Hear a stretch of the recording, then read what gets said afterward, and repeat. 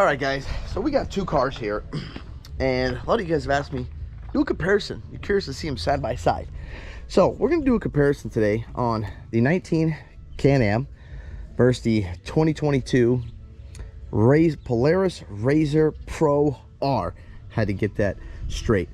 And the main difference between this one, and I know you see the hood off, we're not done. We're doing some wiring to this thing, adding some lights, but the main difference to this thing, guys, the Pro R, I think somebody has Turbo R, Pro R. This is the one with the 4-cylinder motor and the 225 horsepower. And this is the Can-Am I think 92 horsepower, just a regular 2-cylinder motor. Now let's do a comparison between these things, because you know, this thing looks like a big behemoth and this thing looks like a little Tonka toy right here. So, and it's insane how big, how beefy they have made this new Polaris. I mean, just the roll cage. I mean, this is a 2-inch roll cage right here. This is right here an 1 3/4 roll cage right here, which, yeah, you know, 1/4 of an inch, but man, when you look at it, the difference, I mean, it looks just huge. I do like how Polaris, there's no, you know, nuts and bolts holding it together anymore. I know you obviously got, you know, your bolts here and, you know, your bolts here and stuff. That did not change, and there's probably, yeah, still one right there. But it looks like they've done a better job on adding a little more support, you know, adding some gussets, you know, in here, you know, putting a gusset here, trying to minimize the amount of, you know, nuts and bolts that hold this thing together. Because like the Can-Am, so see, we got some nuts and bolts here, you know, you got your nuts and bolts over here.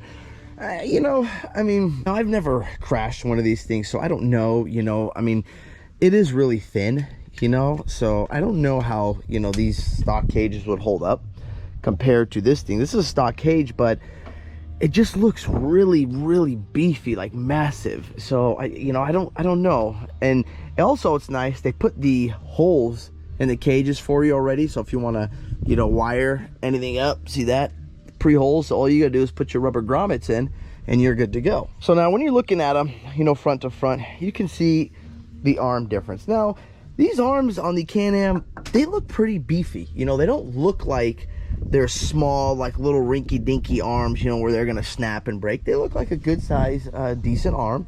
You know, even the Polaris, I mean, look at this. And it looks like here they've put these two pieces together and have welded all of this together. Now, I don't know, you know, how thin, how thick this is. Don't know how strong this is gonna be. You know, I'm sure somebody out there watching this has crashed it. Maybe you guys can, you know, tell me and see and let me know, you know, are these strong? They look strong to me. This thing looks beefy. Check this out. Look at the bottom shock mount here. It goes right there. And then they got the CV running through this bottom shock mount here. Now, look-wise, I guess that'd be personal preference. You know, which one you guys look, you know, which one you guys would like better, the look of the Can-Am or the look of the Polaris.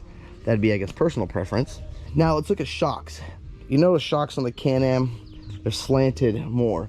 The Polaris, they're slanted, but they look more straight up and down compared to, like, look at the back shocks. Now this is the biggest thing, and Polaris has done this like type of angle on the shock. I've always seen it like this, where it's like this. And Can-Am, when you look at the Can-Am, it's almost dead straight. Not perfectly straight, but almost literally dead straight. You can see it's got a little tilt on it right here, but nothing compared to how the Polaris is.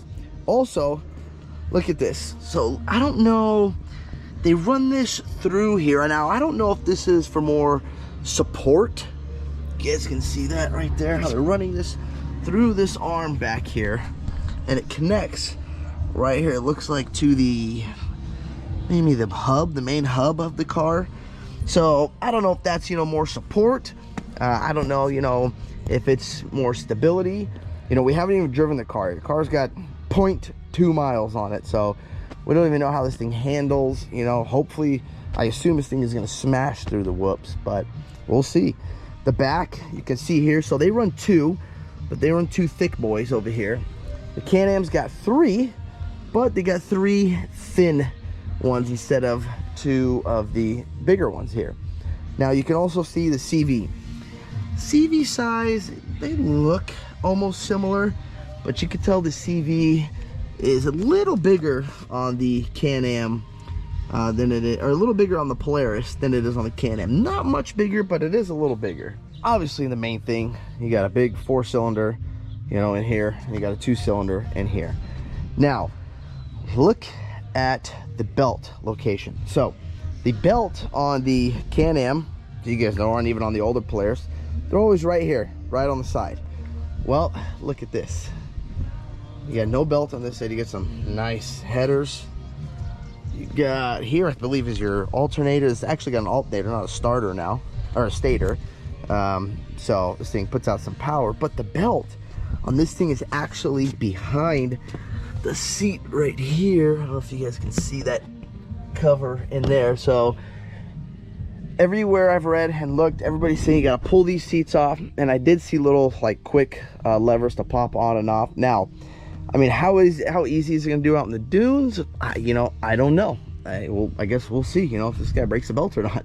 This does come with 6 speakers. You got 2 there, 2 speakers right down here.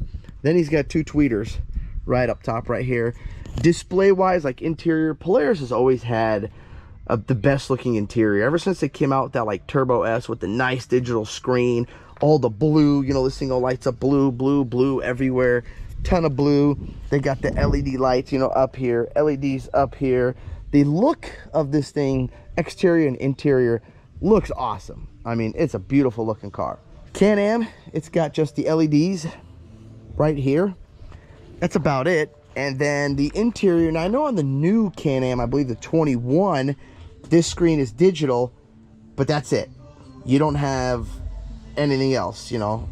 This I added just to have a little, you know, compartment in there, but there's still nothing else in that in the new Can-Am. It's just up here. So I'm sure Can-Am, they're really gonna have to come back hard, bite back hard, you know, because a lot of people, I'm sure, are buying this because it took them forever to find one of these. So I don't know if they're just not producing as much, but a lot of people are selling. I've seen is selling this, and I've asked, why are you selling the Can-Am? And they're like, well, I'm, you know, ordered the new Pro R. Now look at height wise. I mean, this thing is insane how high or how much taller this thing is. I mean, I know I'm not really tall, guys, but I mean, just look at this. Look at this compared to this. I mean, this is crazy, you know. And I mean, yeah, okay, say, you know, you lift this thing up another 2-3 inches, you're still talking nowhere near as tall as this thing, man. Look at the headroom. I mean, when you sit in this thing, like when I sat in it, you saw, like, you know, just my head, like right over here. It's insane how much room they've given you in here compared to, and this is not a small car, you know, these seats sit really low, so you do have headroom. I know the cage, they make them low, and, you know, personal preference. I mean, me personally, I like the smaller, like the sleeker cage. This thing's just way too tall. I mean, this cage looks massive. Another thing is nice, Polaris or Can-Am, they gave you plastic. What's nice about the Polaris, they gave you an actual aluminum roof right here. Put a lot of the like weather stripping, like rubber piece right here, so to prevent vibration. So that's cool, because all we did here to mount these buggy whip flags is I just pulled the screws out that hold this, and I put this buggy whip flag in it. It's pretty awesome. Can-Am sort of does the same thing. You know, they gave me a couple options where I just went into here, you know, but I had to drill this hole out to put my dual flags in it. So they're starting to, you know, make it a little easier to install stuff. But it's cool that they did give you an aluminum roof and not a plastic roof. Now, we are gonna weigh this thing. Stay tuned. In another video, I'm gonna weigh it. I just want to finish the car. The car is empty, so we want to fill it with fuel. Online, this thing says it almost weighs 2,500 pounds. Now this, I weighed it with my forklift. This, on a full tank of gas, without me sitting in it, weighed 1,674 pounds. This is almost 2,500 pounds. And that's dry, guys. So by the time you fill this with fuel and put a human in it, you're over 2,600 pounds. So I don't know how, you know, compared to the power to weight ratio. Now this thing, mine, I got a mild tune in it. I'm about 200 horsepower. This is 225 stock. So power to weight ratio, I don't know. You know, we'll see. But people are already coming out with tuners for this thing that are pumping, making these things 270, 280 horsepower, almost 300 horsepower. So I'm sure these things, the people that have them, they're going to be pumping some monster power in them. Another thing I'm curious, so if you notice, you see how the motor, you know, on this is this way. Look how much room. You see how the motor is this way? Look how much room you got in here.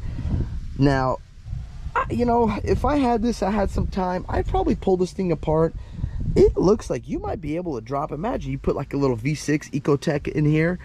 I mean, I don't know, guys. There's a lot of room in here. Even that the motor is set this way now, you got some room in here. So I won't be surprised if you start seeing people, or don't be surprised if you start seeing people, you know, figuring out how to dump some LS in here, or how to dump a little V6 like Ecotech in here. I mean, you got some room.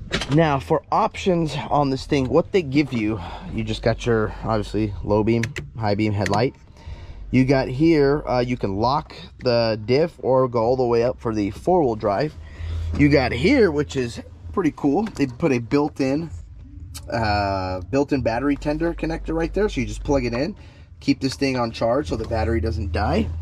You have all the way up here is race mode, you got rock mode, then you got sport mode, and that's all of the pretty much buttons they put on this thing. And this, well, you know, we're actually putting a race radio in it, so we got to cut all this out anyways. So that's why all this stuff is going to be hanging here for a while until the bracket comes in today, and we can, you know, get this thing installed. And one thing I've always liked about Polaris is driving, you can see. There's a lot of room, you know, look over, you can see what's going on.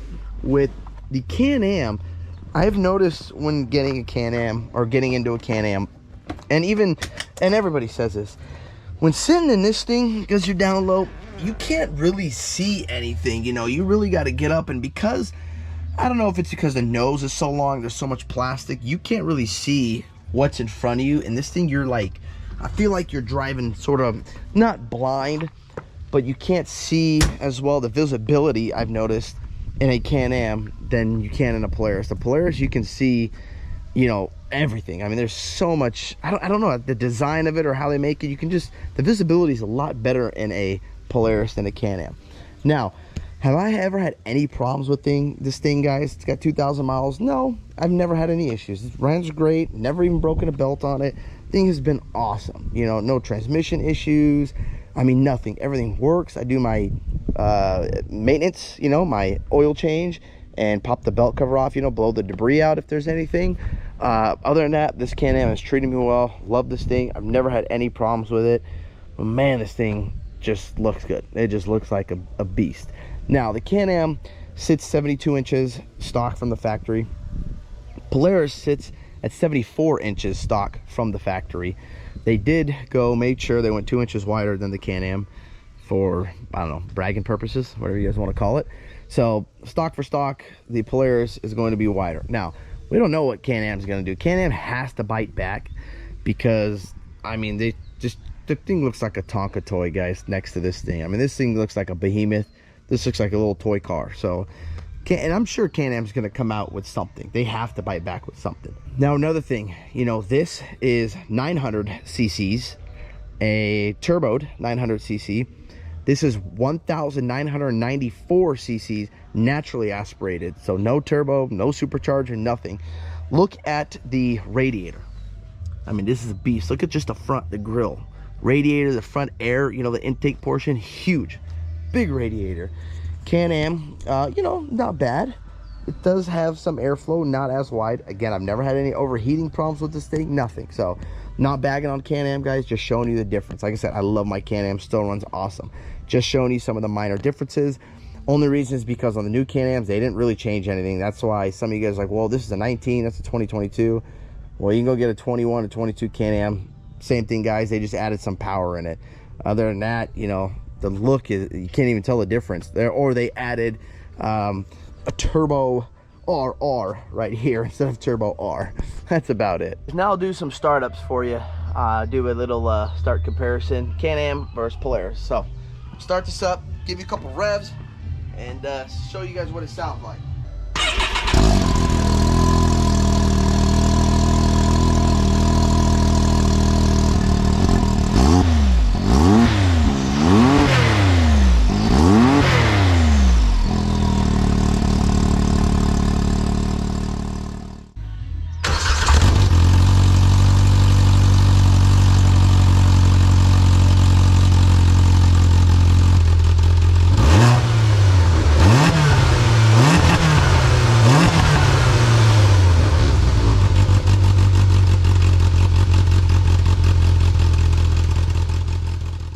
Well, you guys can clearly hear it and see who's the winner on that sound wise. This thing, it just said, it sounds like a reminds me of like a Ninja, like a street bike, or like a, I don't know, a Honda Civic or something. I don't know, it does sound nice. Let me know what you guys think. I'm curious to get your thoughts on this whole new car right here. You know, if you guys have had it, you know, if you guys have had any issues with it, you know, power wise, if you guys have raced, you know, Can-Ams, let me know. You know, is it worth it?